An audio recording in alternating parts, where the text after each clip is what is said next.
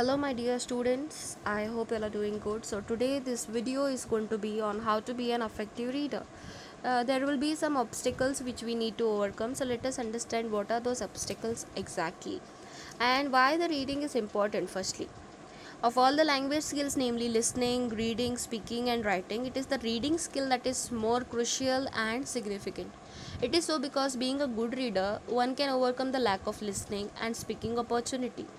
And also a good reader therefore becomes a good speaker and writer with the passage of time.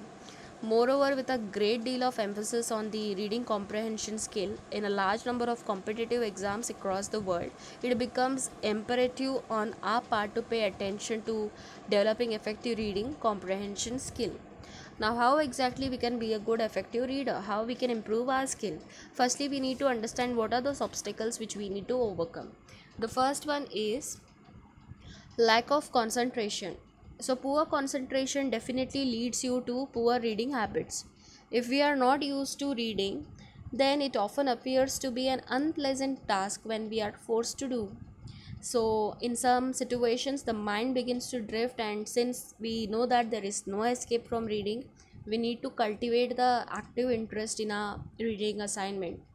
Gradually, on a concentration, once our concentration begins to improve, if we consciously start taking interest in our reading activity. So that is why, my dear students, I would like to suggest you all try to cultivate a habit of reading before you go to sleep or before you go to bed. At least make a habit of reading one passage or a one paragraph at least.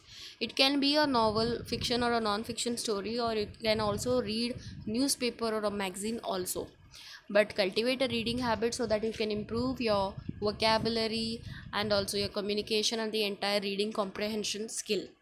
The next is the eye fixation. Now, eye fixation is where you are actually stuck in one part of a paragraph. You are not able to proceed ahead. This is because lack of training and cripples in our reading efficiency. And to overcome this, you need to divide a sentence into certain thoughts units and don't fixate on a particular word for a long time. Then the next one is regression. So, just like eye fixation, regression also creeps into our reading habit because of lack of training. When we are unable to understand an idea, we habitually go back to the part when it occurs in a passage. It clearly suggests incompetence in reading and the comprehension skill. This mostly occurs when you are confused in the pronunciation of the particular word, or you're confused between the meaning of a particular word. You tend to get struck and you're just thinking how exactly you need to pronounce that word, or what might be the meaning of that word. So this is called as a regression. So what happens is enhance your reading habit with enthusiasm and interest, and that can help you overcome this problem. For efficient and artful reading, you should make your eye move over at least 2 to 3 words in one go and let it glide over the text in a rhythm. Since reading is an intensive process, if trained well, the eye quickly moves to assimilate the text. So reading is the only therapy to be a good effective reader. Then the next one is the reading aloud or turning head from side to side.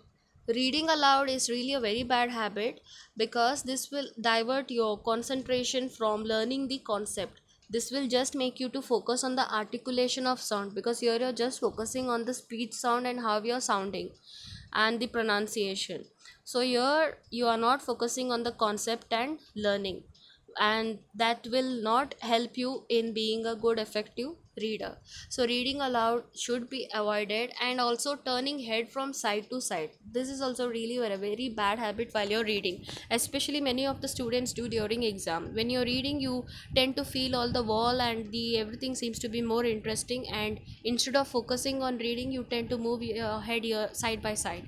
So reading aloud or turning head from side to side, you need to avoid. These are the obstacles which you need to overcome, and you can easily overcome actually.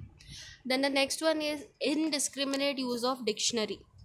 Some damage to do reading habit, and it is also done because of lack of guidance about the proper utilization of dictionary.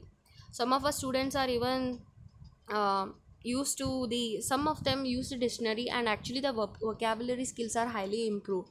So this is really important. But some feel dictionaries are not at all in use. You feel like you know everything, but no. Whenever you're reading any sort of book, it might be from the easiest to the toughest subject or any book, but keeping a dictionary at your side is really necessary, because while reading you will come across the new concept, new words, and at that moment only you need to understand the meaning of that particular word.